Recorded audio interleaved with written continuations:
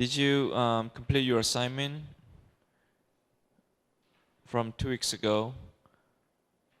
I asked you to answer 9 questions from Nabojini case and 6 questions from Mekichan cases. So if you have your assignment with you, and please hand it over to the front.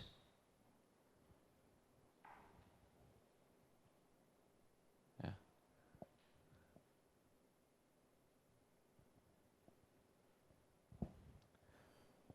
Okay, so you can hand it to me during the break. Okay, and then if you look at the supplementary material, week number 4 and 5, and there's another case. Let's take a look at the material. 4 to 5 week spectator liability. Then there's a Behrman case. There's a full case summary of Behrman versus Notre Dame University. So page number, I don't have a page number, but in the middle of 4 to 5 weeks, on the right page, Behrman versus University of Notre Dame. So next of that question, you can see full summary of law review. I think this is only 3 pages long, so I want you to read it and try to answer 6 questions, as same you did on 2 other cases previously. And then I want you to submit these answers by next week. Okay. And also, we have another quiz next week.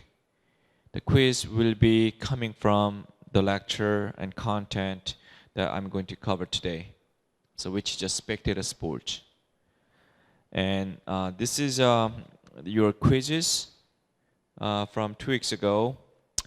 And I want you to take a look at it and give it back to me. I will give all your exams back to you by the end of the semester. Question number 2, that's probably you will see triangle right next to the number 2, question number 2. And then if you look at the top of your quiz, probably you will see your number out of 20. But there's an arrow and 20 out of 20. Because nobody answered the question 2 correctly, which means probably you didn't understand or I didn't cover it at all. So I decided to give full credit for every one of you. So I actually curve your grade from quiz number 1. So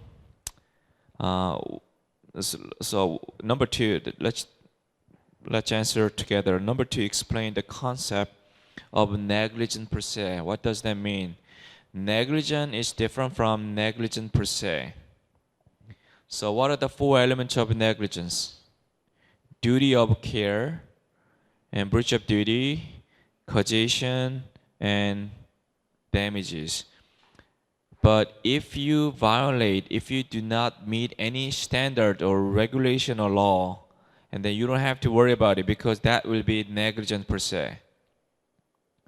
No matter what you do in terms of your duties or breach of duty, if you do not meet, if you violate the regulation, which is a requirement for new buildings or any recreation center that you are thinking of, then no defensible options necessary because that's negligence, no matter what. So that's the negligence per se. Is it clear? Right? Yeah. Okay, so I use this example of swimming pool. There's one customer, actually, I think one of his leg was trapped in the one of the drain of the swimming pool, and then he actually filed a claim. But attorney actually found out the swimming pool violated or did not meet the requirement of the swimming regulation or some specific safety code, which was required by the state or county or the government. So if you build a new stadiums and arena, if you do not meet any safety code regulation rules, then that will be negligence per se. There's just some specific guidelines, right, in terms of safety and security, and then you have to follow the rules and regulations.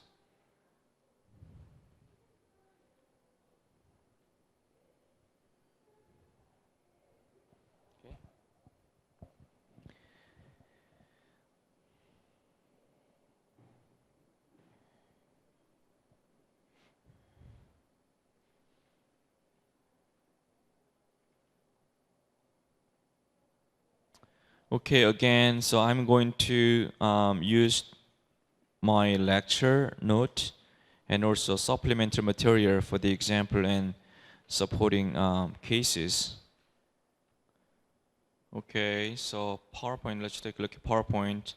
Did I cover the different status of spectator? No? Okay, what does that premises liability mean? What does that mean? Premises or spectator liability. So past couple of weeks we covered participant liability issues in participant sports. You can play, you can enjoy some of these sports as a participant or athlete. But today we're going to cover as a spectator or as a fan.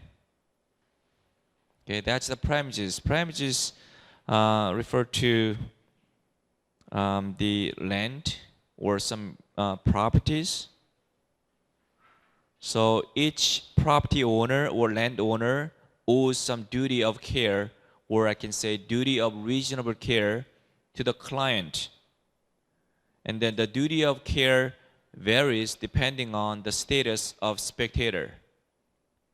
If I pay a lot of money, I'm the luxury suite owner or rentee for New York Yankees, which means I pay, or my company pays for at least $500,000 for one season, so up to $800,000. So I pay a lot, or my company pays a lot to have that great roomy suite for one season. So New York Yankees, as well as stadium owners, Yankee stadiums owners owe me some duty, reasonable care.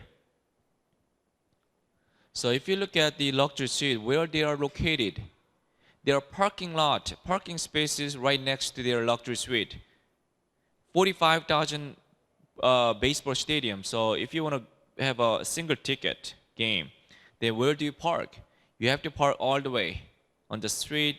Maybe if you're lucky, then you pay a lot of money and then parking all the way kind of far away from the stadium. So you park, pay for the ticket, parking fee, and you have to walk. 10 to 15-minute walk. But luxury seat holders, where do they park usually? Right beside the stadiums. So when they park, because they are VIP, or I can say double VIP, so park right next to their stadium and then get into the stadium and take the elevator, and then their seat will be right there. So VIP parking lots always next to their seat, because they pay more.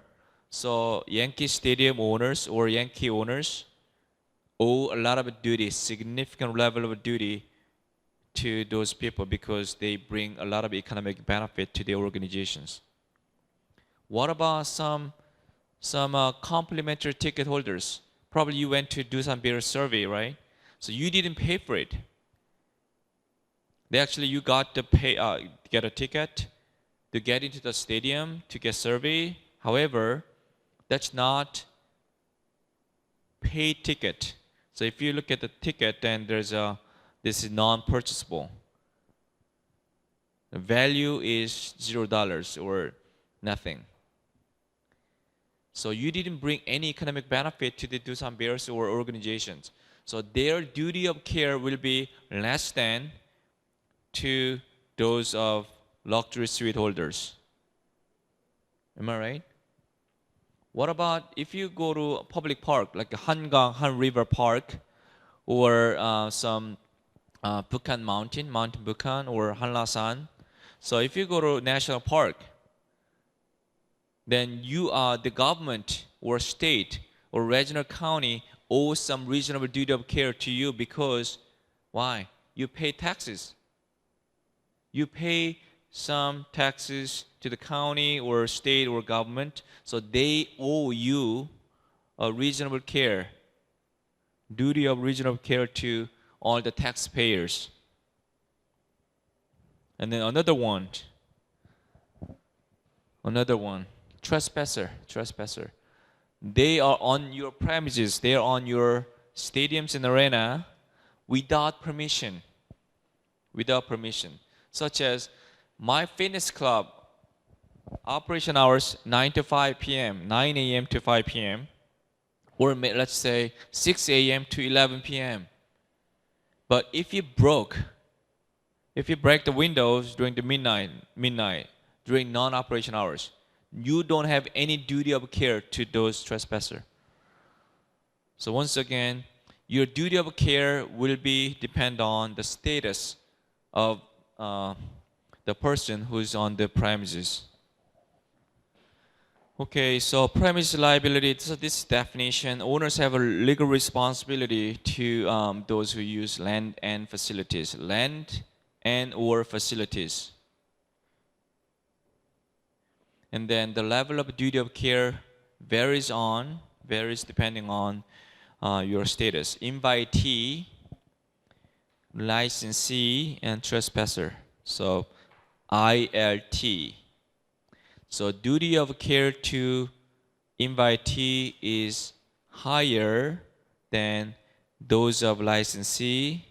Same wise, the duty of care to licensee is higher than those of trespasser. Okay, so invitee, persons on property with permission of land or owner. So key point is they bring economic benefit, owed duty of reasonable care by owner. If you are a member of fitness club, then they owe you, the owner of the fitness club or landowner owe you reasonable care because you are a business invitee. So you are business invitee of Hanyang University. So if you want to use recreation center or rec center at the university, then university owe you some reasonable care because you pay for tuition and fees. But some students are invited and who are not the student, am I right? So there's no economic benefit to the university, but they were on premises. Some special one-day college experience night, or our department actually going to invite high school student in the middle of October. So they don't bring any economic benefit, but they were invited.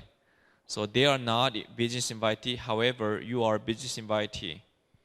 And secondly, public invitee, such as going to the public park, national park, and legally on public land. So some level of duties of care should be guaranteed because you are taxpayer. So the national park is operated by your taxable money. And trespasser, so on premises without permission, you are not allowed. You don't have any right to be on the premises. So if you climb up the wall without permission, then there's no duty of care. But only duty is to refrain from wantonly inflicting injury upon that person.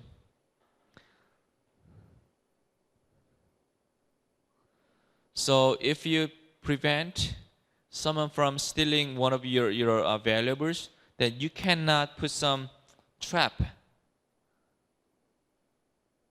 next to your office door or your property. So that's too much. Okay. And then typically the owners owed 5 duties of care to the client or customers of program users. Number 1, duty to design facility safely. Duty to design facility safely.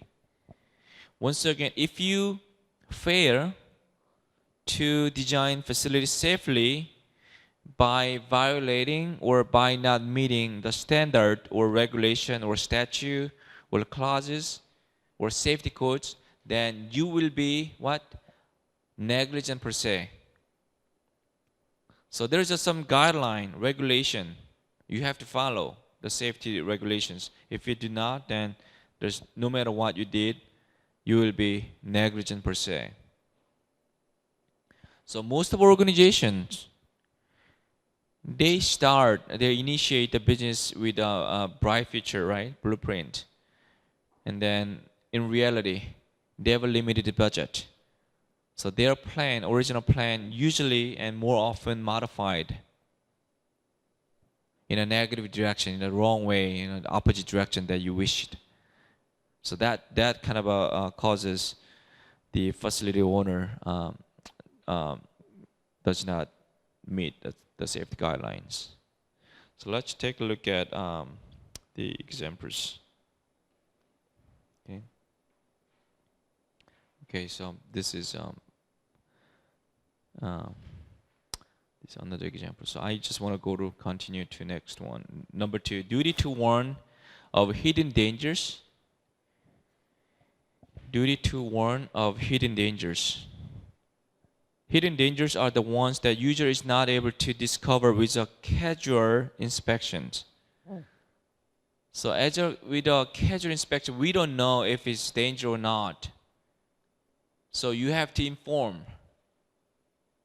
So where can you find these signages of duty to warn of hidden dangers? Can you see any signages like this?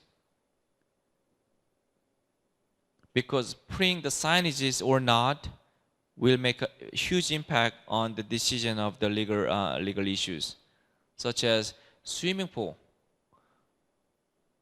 If there's no safety guard, and then you have to post it, there's no safety guard or lifeguard on duty from 6 p.m. to 8 a.m. So you have to specify. Without it, you will be liable easily. Or what else? More often cases can be seen very every day, I think. Whenever you use a public restroom or restaurant, and if you go restroom, then somebody's cleaning, got a janitor cleaning the restroom. Can you see any signs? Floor is wet or wet floor. So if I slip, then if I hurt my back, then that's the negligent issue. So putting a signage or not, that's a very important decision. Do not ignore. So because we don't know if it's slippery or not, right? So we can see this is clean floor. So if it's slippery, because you know that you're a janitor, you're cleaning the restroom for years. So we cannot tell it's a slippery or not. So you have to put a sign. Can you think of any other examples of duty to warn of hidden dangers in sports setting? If you go to baseball stadium or basketball, soccer stadium, did you see any signs?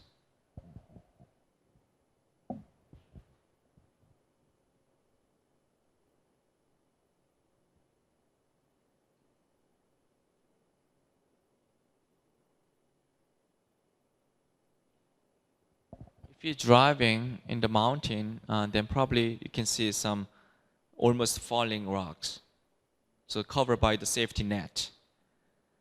So we can tell, this looks dangerous, but did you see the clear signages? Okay, so you have to be careful. Also, probably after the accident, or if your car's broke in the middle of the road, then probably you have to put the signs. The first reason to prevent yourself, and secondly to prevent from others, and thirdly you will be protected from the negligent issue. So signages. Okay, so I think there's an example. Okay. So this is a page number 46 in the middle of supplementary material. For example, you own a private beach and you charge admission. So I underline charge admission, which means whoever on your premises, your private beach, they will be what? They will be considered as business invitee. So business invitee, my duty of care will be higher than that of licensee or trespasser.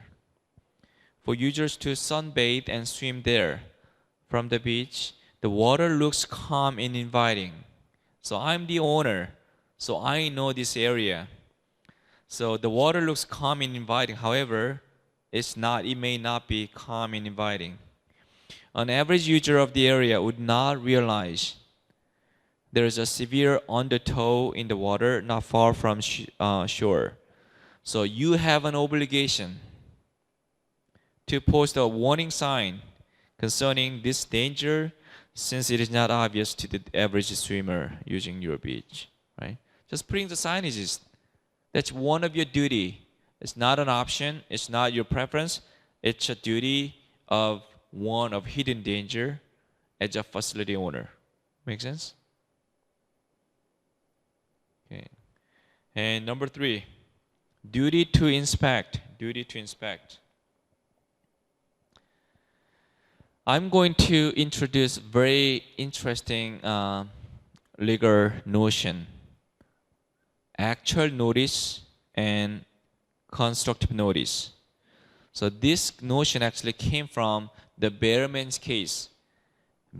Christina Behrman was just casual fan, football fan of Notre Dame University football team.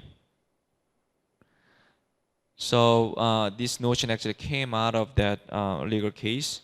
But once again, Chris and Hwang Ji-young, you have to answer 6 questions from week number 4 and 5 after reading Behrman versus Notre Dame case. There's a 3-page law review in the supplementary materials in chapter 4 to 5. And then there's a 6 questions right before the case, legal case.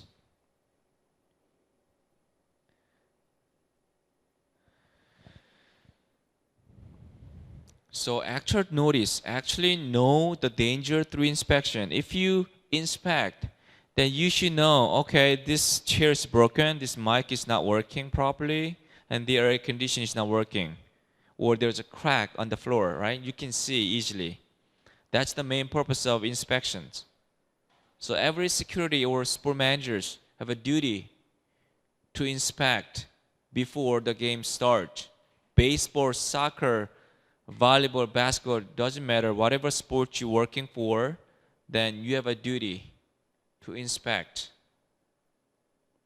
However, constructive notice is kind of weird, kind of very interesting notion. Should know about if reasonable inspections were undertaken. Let me ask a question. Let's say we organize some professional baseball. We are same team, marketing team or managing team of ABC baseball team. So we have a game tonight at 6 p.m. So one of our duties is to inspect the stadiums, okay, the venue. So what time do you think is a good time to do it? Inspection of the stadium. So we have to look around the floor, right? Playing field, as well as some spectator seat, if there's anything wrong or anything broken. So if you inspect and if you find, then we have to put some signs on it. So when is a good time, do you think, to do it? So once again, this is a We have a game at 6 p.m. tonight, and then this is a 1:30. So let's say, what about 9 a.m. today? Should have done it at 9 a.m. This morning, or 1 p.m. or 3 p.m. So what time? I mean, do you think of any good time?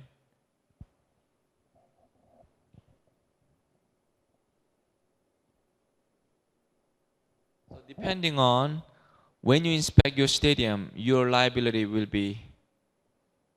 be determined. 9 a.m. Why?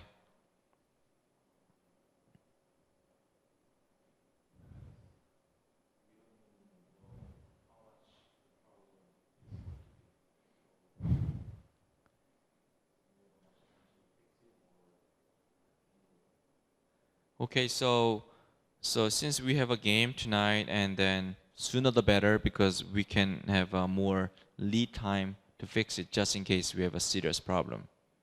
Okay, who else? What else? Chris, what do you think?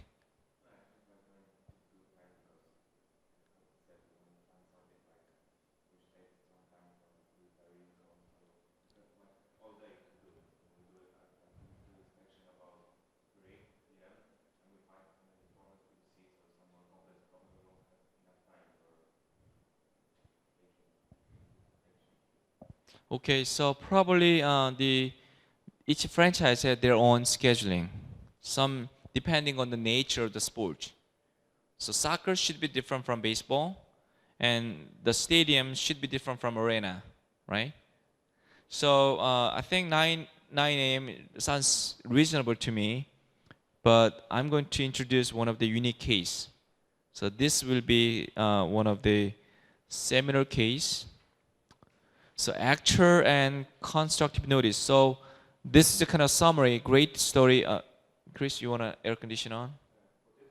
Okay, go ahead. Yeah, I mean, Chris, he will do it for you.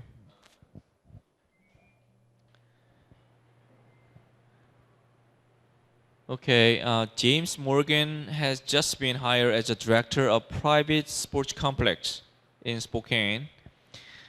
Part of his job is to oversee the field used for sports programming. A soccer player injured his leg after stepping into a hole on the field. After investigation, it is established that the hole was made by small burrowing animal. Mr. Morgan has raised the defense that he and therefore the sport complex had no actual notice of the hole, which means I inspected 9 a.m. We have a game 6 p.m. So I just inspected in a regular way. I do the same way. However, the facility owner knows that there's a bunch of burrowing animals around their locations. So they can make a hole during relatively quick time. So this notion, this actually story brings up the new notion, legal notion of constructive notice. If you are smart enough, then you should have prevented one of the player from being injured. That's what it is. What are you going to see? What are you going to foresee? So once again, our stadium probably should be different than these situations. But this is kind of stick to kind of unique situation. But if you know there's an burrowing animals around your stadium, then you should inspect. Probably you have to utilize two different inspections. One is 9 a.m. regular inspection during horse stadiums. Secondly, you have to do it again, especially on the field. Just make sure is there any hole was made. Probably if you have a 6 p.m. game, probably I would do between 4 to 5 p.m. because you will be busy. Most of the stadiums and arena let people in the stadiums and arena probably 1 hour prior to the game start. So everything will be done before 1 hour prior to the game. So you will be busy starting from 5 p.m. So every inspection should be done before 5 p.m. So that's why I say between 4 to 5 p.m. will be reasonable time to do this inspection. Okay. So question and discussion. Can the sport complex still be liable for this danger? What do you think?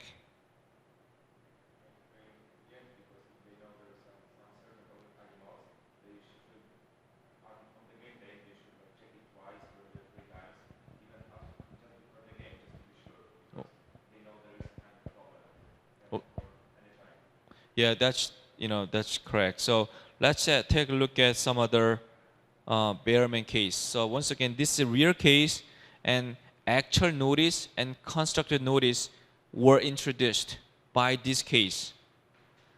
So Bearman is one of the seminal cases in this area. And at the trial court, they did not think of constructive notice. Their legal decision was 100% based on actual notice. However, the university filed appeals saying we are not negligent.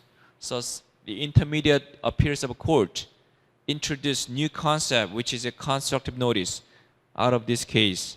So let's take a look at kind of a short summary of the case.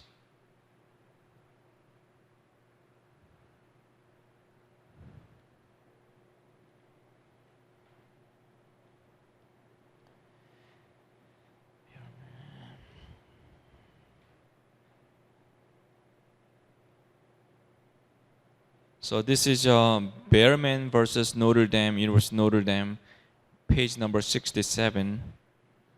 So Christina Bearman attended the Notre Dame football game in 1979, a long time ago. So she left the game before it ended and walked through a parking lot toward her car.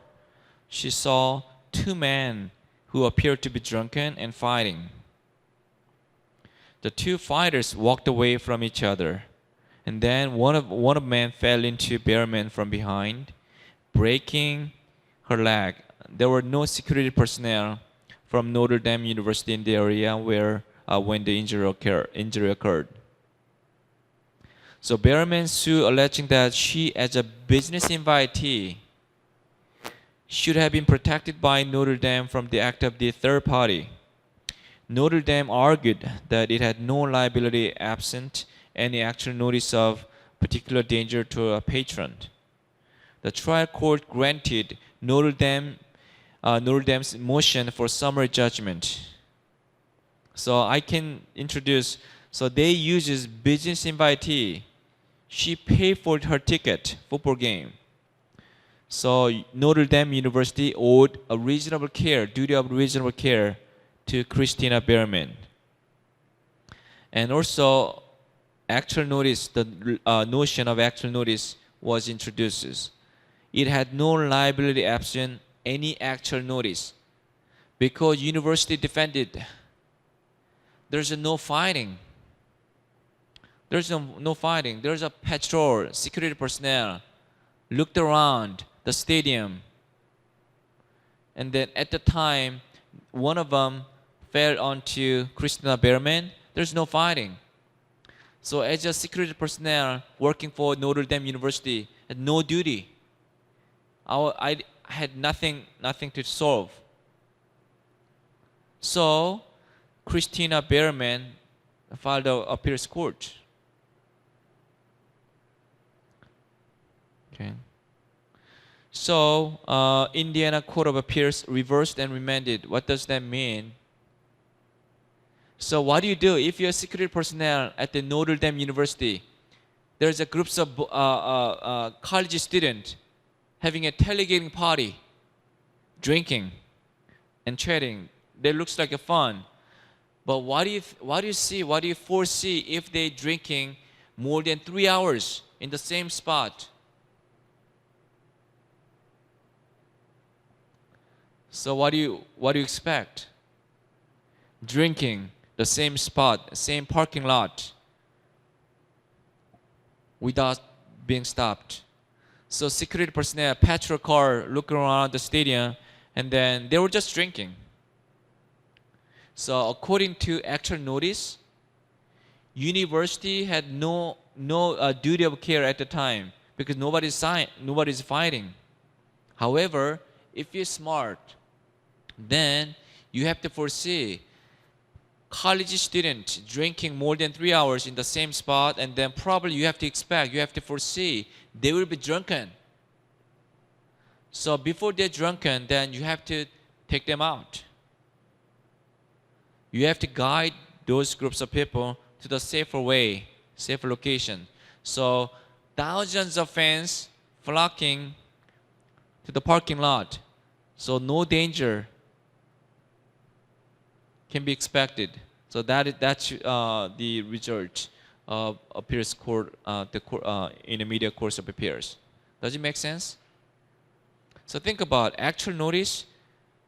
There's no duty of care. However, if we apply constructive notice, then your duty of care should be made based on foreseeability. What is going to happen?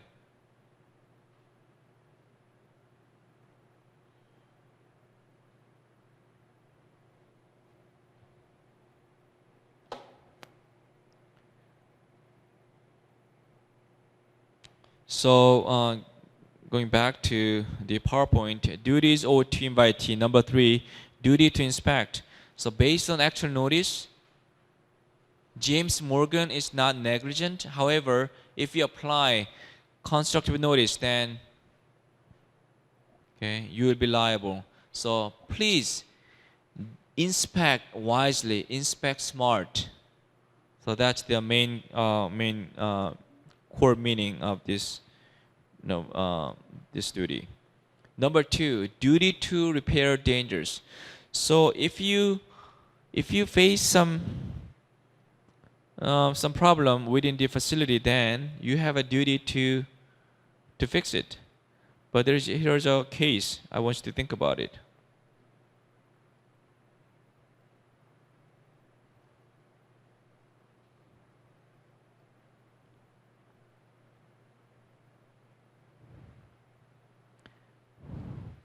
Duty to repair. So Mary King is the athletic director at Spokane River High School. She's responsible for overseeing all school athletic events. One evening at a home volleyball match, a spectator spills a soda as she climbs the bleachers. So the person who is walking immediately behind her slips and falls because of a spill. So question and discussion: is the school liable? So once again, there's a one fence climbing up the bleachers. Bleachers kind of long and metal chairs, so you can pull out and pull back. So probably if you see some American movies, then you can easily see, especially high school and middle school, and small university setting, they have a bleacher seat. So if one of the fans spills a soda, which means sticky later, however, it will be slippery the first time. So you just walk behind her who just spills the soda, then what would you do? Are you negligent? Are you liable because you did not fix the problem right away?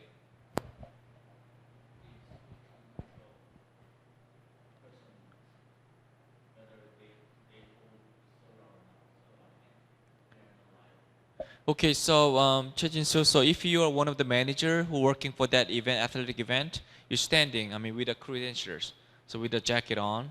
So you saw one of the fans spills the soda on the bleachers. Then what would you do?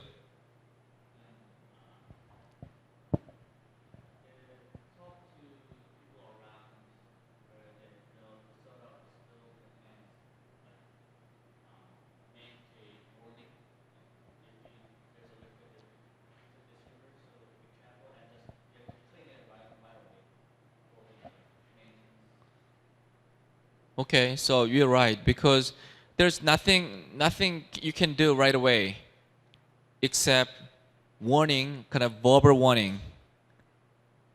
to the people who sit around. Okay, be careful. Or in the meantime, you send someone to bring some mop, right? So clean the soda. Or you can put some note. This is wet. This is yeah. So please go around this area, this location.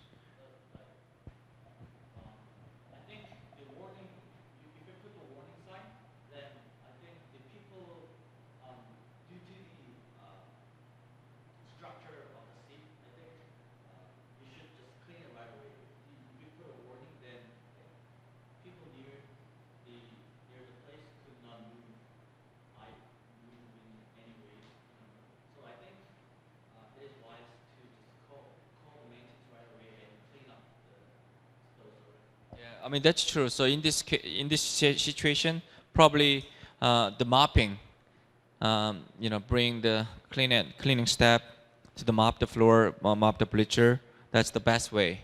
But just in case you can clean right away, probably putting a signage is second option, second best option probably.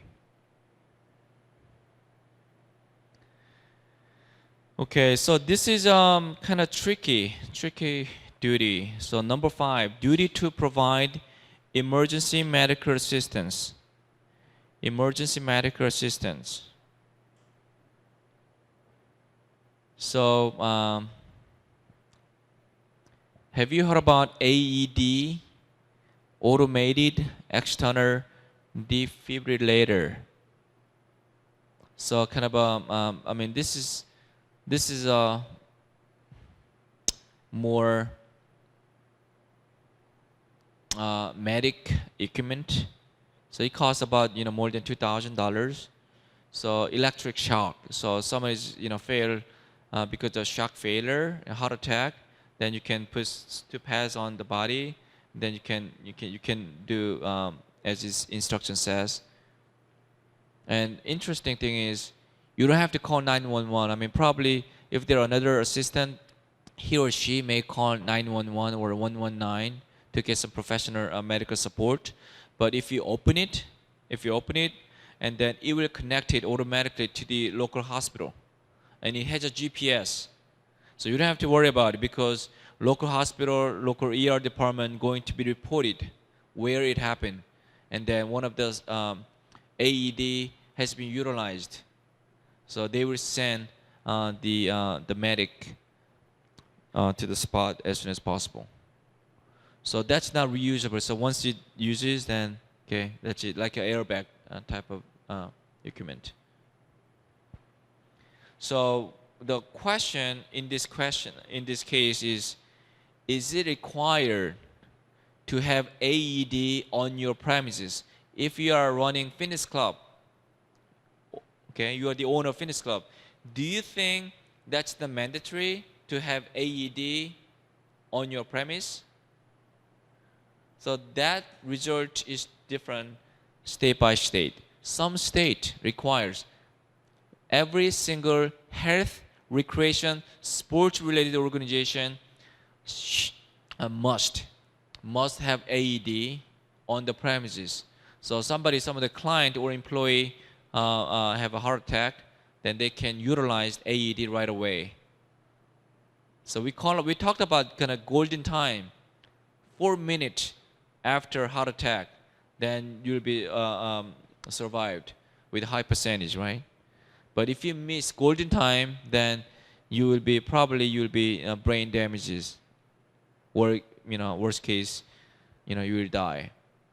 So some state require, some state do not. So let's take a example of the cases.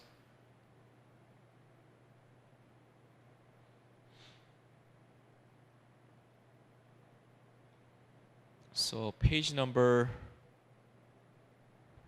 47. So this has been reserved in 2004. So happening in Chicago, Illinois state.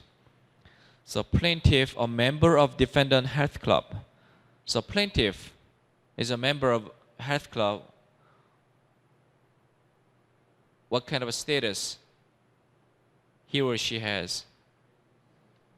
business invitee, mostly business invitee. However, if the plaintiff is just one day user, kind of a 24-hour trial pass or complimentary coupon holder, then he or she will be licensee.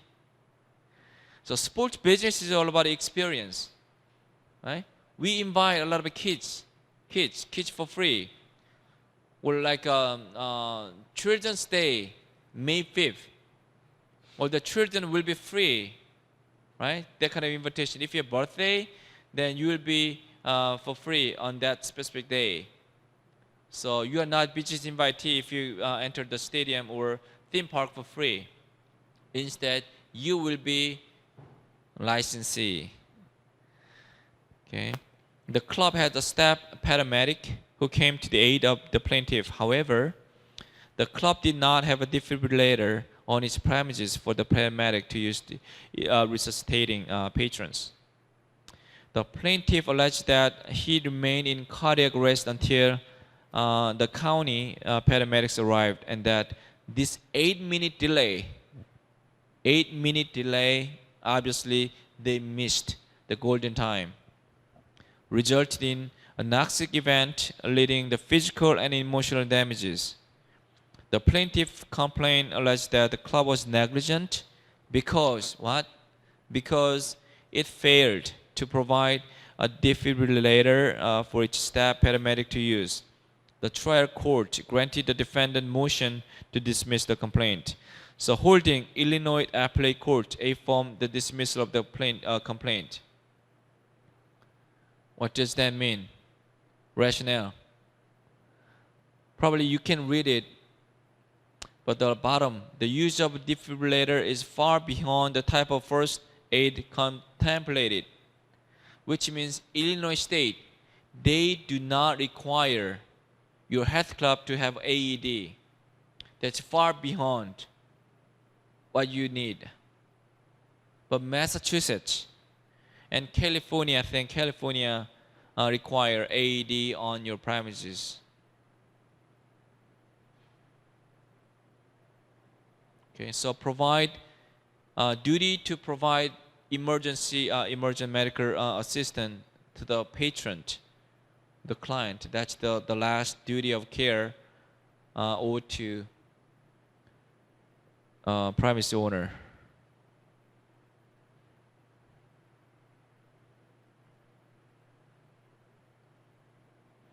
And what are the defenses? So do you remember some defenses of negligent? Okay, we cover, right? So if you argue that one of the 4 elements is missing, same thing. Or statute of limitation. Once again, this is just still tort law, 손해배상법. So if they missed their timeline, the window, 2-year of window, then they will lose the opportunity to file a claim.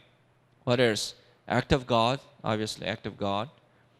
And contributory or competitive negligence. And immunity.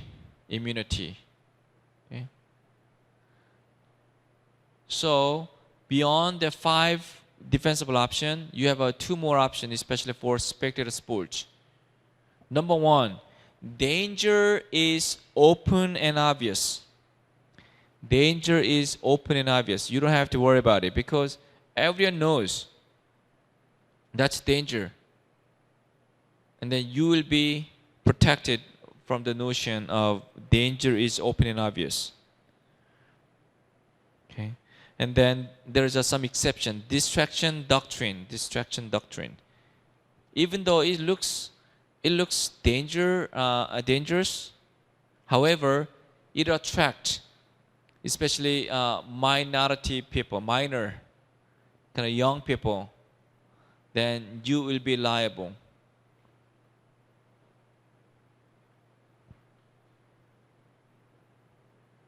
Okay? Does it make sense to you? Okay, let's take a look at the example of danger is open and obvious. So we have some time after this So during the break, if you have any question, if you are not confident, if you understood or not, then please let me know. Or if I cover so fast, then please let me slow. Okay, so this is one of the recent case was solved in 2013.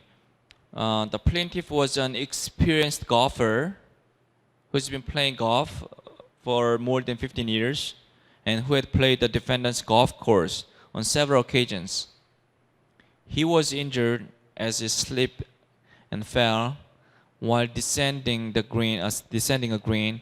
He admitted that he had seen a sprinkler adjacent to the green was watering the area. The trial court denied the defendant's motion to dismiss the complaint. Think about, you've been playing golf more than 15 years, and on the green, okay, there's a sprinkler watering, right? Try to make a good condition of the green, right? So grasses. So it happens a lot. So plaintiff was aware of that sprinkler is watering the green. What would you do if you're the golfer, experienced golfer? What would you do? Would you step on the green, or would you go around away from the sprinkler to be unsafe? And he totally ignored. So he actually ignored the sprinkler was watering. So step on it and he slapped and fell. So he was hurt. So he filed a claim, but at the holding, the New York Appellate Court reversed and dismissed the complaint, which means the danger is open and obvious. The water is watering on the green. Okay? You are not kids. You are not minor. You are adult. You've been playing golf at more than 15 years at this golf course, and then you should have gone sideways to avoid being slip and being fallen. Okay. So there's one more defensible option. So 5 defensible options plus 2 more. The first is danger is open and obvious, and second is recreational use statutes. Recreational use statutes. There's a couple of cases, and then a couple of defendants try to defend by using recreational use statutes. Confer immunity open landowner in certain situations. So Han River or National Park, they open how many hours? Han River Park, how many hours do they open? 24 hours. Okay? And the city of Seoul or major city, county, even government, they don't want to pay by hiring more staffs governing how many hours? 24 hours a day, 365 days. That's a waste of money. So if we use the public facility during the non-security guarded hours, then you have to take your own risk. And also, what about some hiking in the mountain? Hiking in the mountain, especially in the United States, there's bears around, right? So if you're attacked by bear, and actually there's one of the cases filed a claim against the city, county, and then the government, the state government, because he was attacked by bear, and then he claimed that the state government was negligent because the government owed a reasonable duty of care to the taxpayer. He was a taxpayer. He was a resident of Montana State. So he believed he's a public invitee, so Montana State was responsible for providing reasonable care to the Montana citizens, Montana residents. However, the court says this is a recreational use statute. There's no way the Montana government, Montana State, to provide more number of security personnel or security guard to cover whole mountains, Rocky Mountains. There's no way. And also 24-hour park, kind of skate park, kind of dangerous. If you're inline skater or mountain bikers or skateboarders, they use street park. Sometimes it's not safe, especially in the night, midnight, 1 a.m., 2 a.m. So there's no way the city or county hire the staff, security staff members to cover those hours. So if it's the case, then you will not be protected by because of recreational use the statues.